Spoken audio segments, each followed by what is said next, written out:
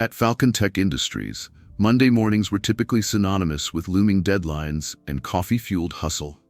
But this Monday was different. A mysterious figure entered the sleek, glass-paneled lobby in a wheelchair, his sharp blue suit and composed demeanor sparking quiet curiosity. This man was Robert King, Falcon Tech's newly appointed CEO. However, he had no plans to make a grand announcement. Instead, he chose to roll into his company unrecognized, determined to observe its true essence without the usual pretense. Meanwhile, Susan, the headstrong HR manager, strode through the office with her characteristic air of superiority. She was not known for giving second chances, especially to those she deemed unworthy of her attention.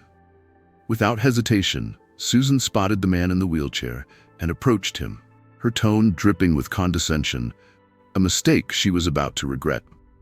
"Dripping with condescension," Susan snapped. "This area is for employees only." But Robert's steady gaze remained unshaken, and for a brief moment her words hung in the air, unanswered. What Susan didn't know, and couldn't have imagined, was that her careless assumptions were about to unravel her career in front of the entire office. The channel Real Life Stories New invites you to witness a tale of justice, transformation, and the power of unexpected truths. What happens when the enforcer of workplace rules finds herself at the mercy of someone she just dismissed? Keep watching to find out. Susan's heels clicked sharply against the polished floor as her sharp gaze darted between employees. Her reputation as a strict HR manager had been built over years of dismissive comments, icy stares, and decisions that left no room for empathy. But today, Susan had no idea her actions would come under scrutiny in ways she could never anticipate. When Susan first noticed the man in the wheelchair near the lobby, her annoyance flared instantly. He didn't belong, or at least not in her meticulously managed version of Falcon Tech. Striding toward him with her well-practiced authority, she dismissed his confident posture and the sharp precision of his tailored blue suit. "Excuse me," she said curtly, tilting her head just enough to project both impatience and condescension. "This area is for employees only. Let me help you find the way out." Robert King, calm and composed, tilted his head slightly, his gaze steady as it locked on Susan, measuring her every word and movement. "Actually," he said evenly, "I'm exactly where I need to be." The air between them grew tense, but Susan either didn't notice or didn't care. Her lips curled into a faint, dismissive smile as she crossed her arms. "I don't know how you managed to get past security, but this is a private space. You can't just—" Before she could finish, a voice sliced through the tension. "Susan, what are you doing?" Emma, the regional manager, rushed over in near panic, her face pale. Unlike Susan, Emma knew exactly who this man was. She had been briefed on the new CEO's unconventional approach. The realization of what was unfolding made Emma's stomach drop. "What am I doing?" Susan retorted, her tone sharp and defensive. "I'm dealing with someone who doesn't belong here." Emma's voice cracked as she blurted, "That's Mr. Robert King. He's our new CEO." The words landed like a thunderclap. For a moment, the bustling office froze. Nearby employees stopped in their tracks, some whispering, others wide-eyed as they turned to watch the drama unfold. Susan's confident expression faltered, replaced by a growing pallor. Her arms dropped stiffly to her sides as her mind raced to process the humiliation sinking in. Robert leaned forward slightly in his wheelchair, his expression unreadable but his presence undeniable. His voice, steady and razor-sharp, cut through the silence. "It's interesting," he began, his words deliberate and calm, "how people reveal themselves when they think no one's watching. Respect isn't just a company policy, it's a necessity, and it seems you've forgotten that." Susan's hands fumbled as she tried to muster a response. I didn't mean," she stammered, her voice faltering under the weight of his unwavering gaze. But it was too late.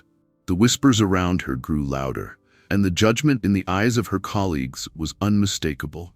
Susan's co-workers looked on, their judgment impossible to ignore. Emma, still standing nearby, watched the scene with a mix of relief and dread.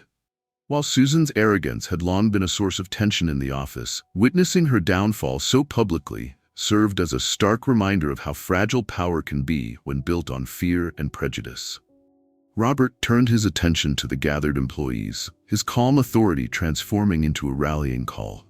"This company is built on innovation," he said, scanning the room. "But innovation means nothing without inclusivity. Discrimination of any kind will never have a place here. Change starts now."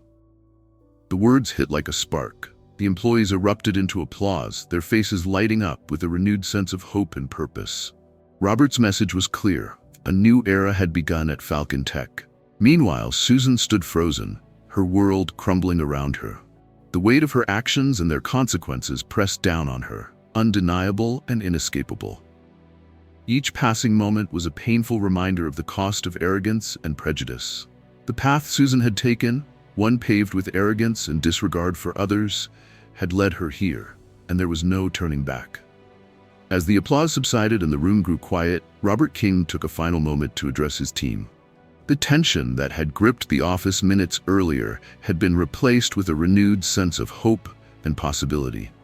"This isn't just about one person," Robert said, his voice steady yet filled with conviction. "It's about who we are as a company and as individuals. Every one of us deserves respect, and every one of us has the responsibility to give it." The employees exchanged glances, some nodding in agreement, others lost in quiet reflection. Perspectives were shifting. Susan, meanwhile, stood near the corner of the room, her earlier confidence replaced with visible regret. She had spent years tearing others down, but for the first time, she seemed to grasp the weight of her actions. It was too late to undo the harm she had caused, but the lesson was undeniable. Power wielded to belittle others ultimately crumbles under its own weight. As Robert wheeled out of the meeting room, his presence left a ripple of change in its wake. Falcon Tech would never be the same, and for the first time in years, the company seemed ready to embrace a better, more inclusive future. Robert left a ripple of change behind him. Emma, the regional manager, felt a renewed determination to lead with compassion. The employees, inspired by Robert's words, returned to their desks with a new energy, eager to build something greater together. Falcon Tech had always been a leader in innovation, but now it was poised to become a leader in integrity as well. Later that evening, as the office lights dimmed and employees packed up for the day, Robert remained in his office. His actions had sent a clear and powerful message, but his work was far from over. For Robert, creating a culture of respect wasn't about a single moment. It was about consistency, day after day. This story isn't just about Falcon Tech. It's a reminder for all of us to stand up against prejudice and treat every individual with dignity, no matter their role or appearance. Have you ever witnessed or experienced a moment when justice prevailed and truth came to light? A boss in disguise, testing loyalty. Jordan Walker stood in front of Urban Luxe, his flagship store, clutching a plain cardboard box labeled samples. Dressed in worn jeans and a hoodie, he looked like just another delivery driver navigating the bustling streets of Manhattan. But inside, his heart raced, not with nerves, but with purpose.